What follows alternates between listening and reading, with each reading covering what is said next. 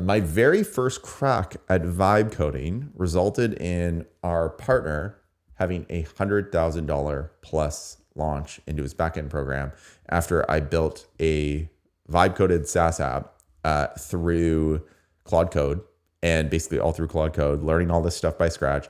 And as a result, when we launched and relaunched that offer, we did a lot of work on changing the coaching side and the structure of the offer, but we also bolted in these AI tools. And now the system that I've created there and worked tirelessly to perfect and get all the bugs out and all that stuff is always talked about in pretty much every single testimonial. So when I tried to do this for my own coaching business, I would have thought that's super easy. Let's just keep it simple. And for some reason, I did the opposite. So I want to break down my screw up in this video and talk about, I think, the big, huge mistakes that I made so that you don't make them yourself, especially if you're planning on building software of any kind or a vibe coded app or anything whatsoever. Okay. So if you don't know who I am, for context, my name's Zac Hanson. I've got two sides of my business. The first is the productized coach, where we basically coach people to help them build a productized lean green coaching business, which is basically solo with maybe one or two VAs. The second side of my business, which is kind of like my extended arm, is my publishing side. And I actually have a business partner on this side where we will partner with business owners and experts, authors, speakers, where we basically come in and act as your business partner and literally scale your business. This offer I'm talking about here, on that month, we basically took this business from doing around $10,000 to $20,000 per month to having a $110,000 or $105,000 launch. So works out very well. And the reason I'm creating these videos is to literally document my journey, eventually hire a team, and also to share other people to show what's working and what is not working, and also to have great partners and meet great people. I want to bring some really awesome folks on here. So I want to create this video because I actually realized I had never learned a single thing about SaaS in my life. And I always just kind of stayed away from that game until, I really started experimenting with Claude Code in the past 5 to 6 months.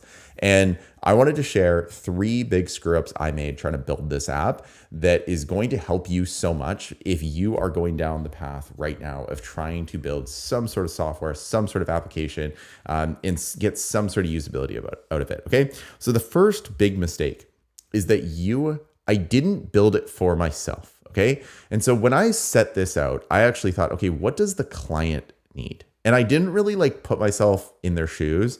And I started to just kind of throw stuff at the wall, because that's the problem, is that Claude is such an infinite canvas, right? It's you just can think oh, I'm going to add this feature and we're going to do this and we're going to do this. And next thing you know, you have this mountain high list of cool things. But the problem is that the actual experience is terrible and you're actually not going to want to use this. So the big thing looking at this again, I wasn't really creating a tool that I would want to use. I was more creating a tool that my clients would want to use. And that's a big problem. I highly recommend that you start with scratching your own itch. And this is always how, if I look at the best founders in the world, this is what they do every single time. They scratch their own itch. I can't, Elon is probably the best at this, but even look at the Airbnb guys. They just said, oh, there's this conference coming to town. Who wants to crash on our couch? Oh, this is cool. I bet there's more people that would want to do on this, right? Do this as well. And it really comes down to you being able to either put yourself in the shoes of the customer or be the customer. And I think if you could be the customer and build something for you, that's going to be the biggest thing. Okay.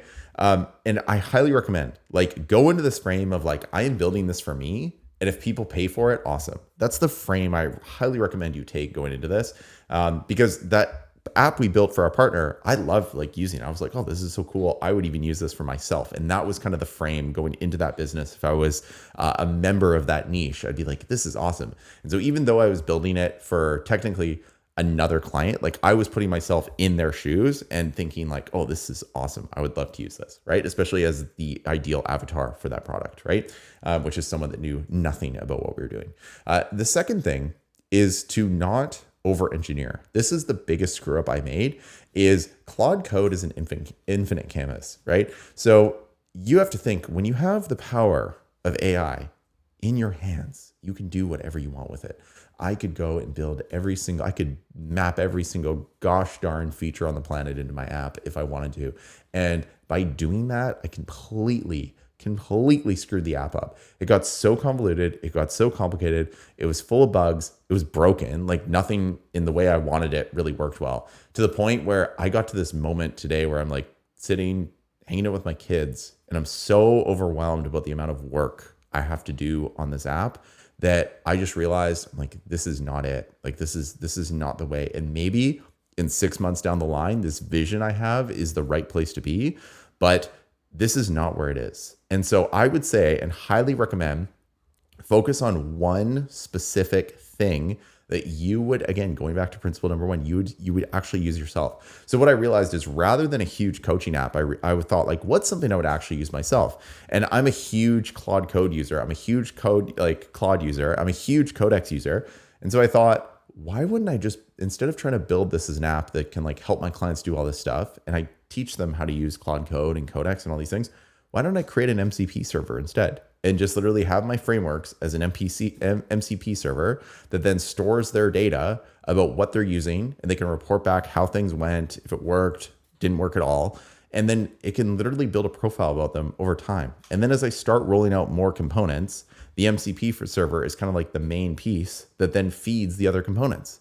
And I'm like, that's genius. I would actually use that. I would 100% use something along those lines to help me use the best Claude models and the best Codex models and the best any model with a plugin to be able to actually do what I need. And the best part is that still fits the SaaS criteria, because it allows me to shut access off and on with this MCP server, right?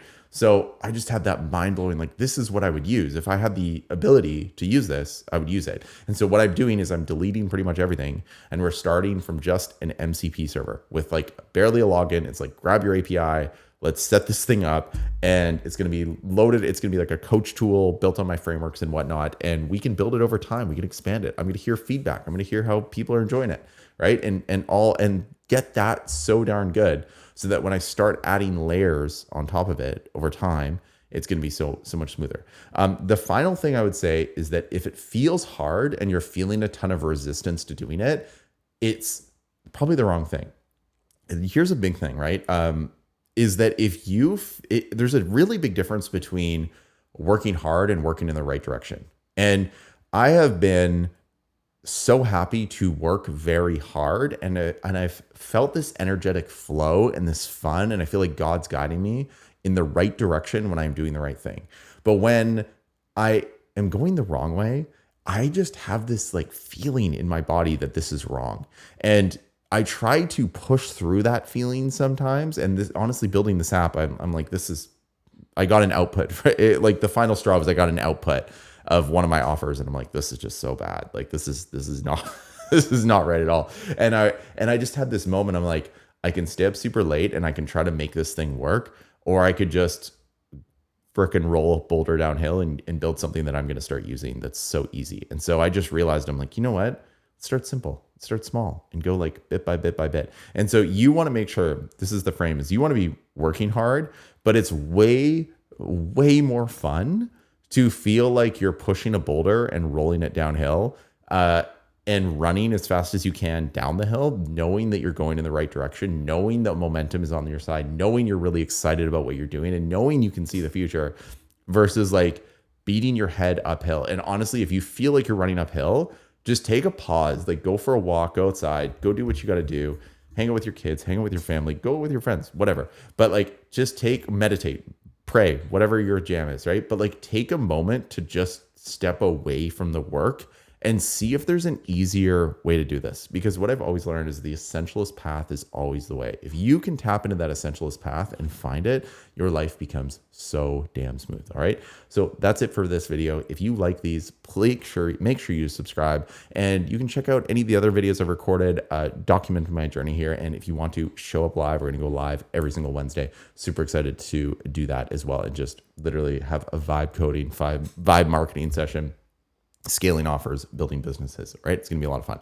So catch you then. Otherwise, I'll see you around.